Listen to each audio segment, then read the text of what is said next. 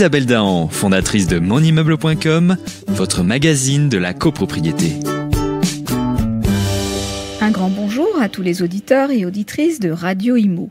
Je ne sais pas si vous avez suivi comme moi le feuilleton des tarifs réglementés du gaz, mais on a eu le droit à un rebondissement ce jeudi 16 mai qui risque de retarder la mise en œuvre de la fin de ce fameux tarif. De quoi s'agit-il ? Alors que la loi Pacte, plan d'action pour la croissance et la transformation des entreprises, entérinait la disparition totale des contrats de gaz avec un tarif réglementé fixé par les pouvoirs publics, le Conseil constitutionnel vient de censurer ces articles. Pour rappel, la loi Pacte avait entériné la fin des tarifs réglementés de vente à l'horizon 2023. Il était prévu en effet que rien ne change pour tous ceux qui ont un contrat en cours, mais à partir de la promulgation du texte, aucun nouveau contrat de fourniture de gaz n'aurait donc pu être souscrit avec un tarif réglementé. Les consommateurs auraient dès lors dû se reporter sur les offres à prix de marché.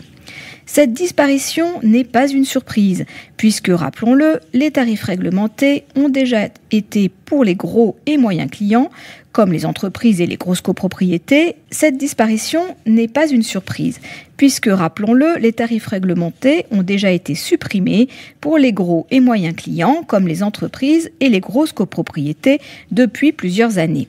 Mais c'est en juillet 2017 que le Conseil d'État a finalement rendu une décision en faveur de leur disparition totale, jugeant que le maintien de ces tarifs réglementés est contraire aux droits de l'Union européenne.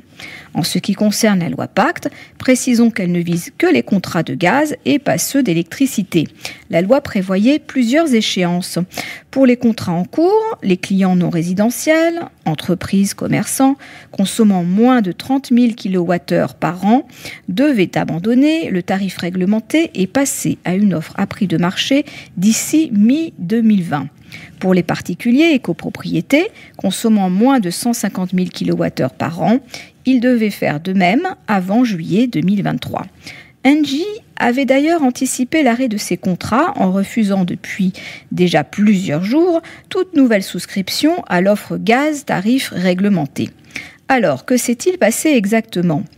Il semble que le Conseil constitutionnel a partiellement censuré la loi Pacte, mais parmi les articles recalés figurent les articles 213, 214 et 215 qui entérinaient la disparition totale des contrats de gaz avec un tarif réglementé.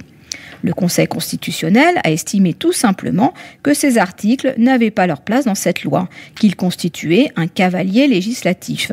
Cette censure ne porte aucunement sur le fond, mais bien sûr les procédures.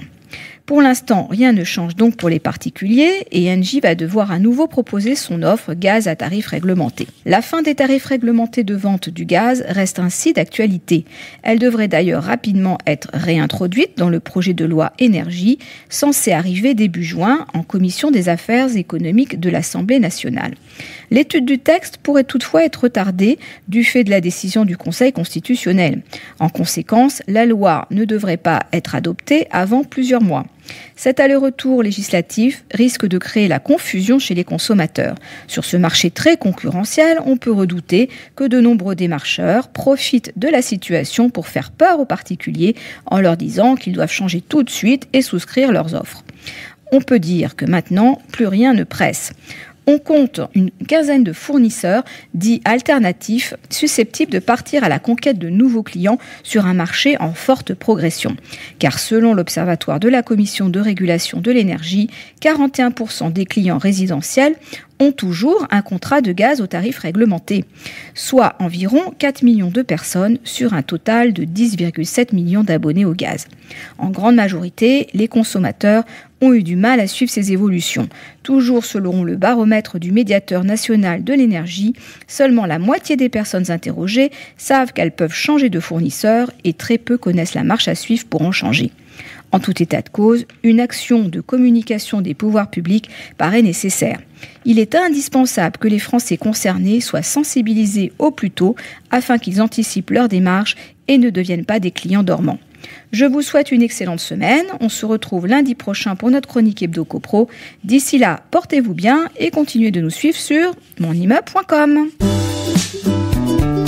Isabelle Dahan, fondatrice de monimmeuble.com, votre magazine de la copropriété.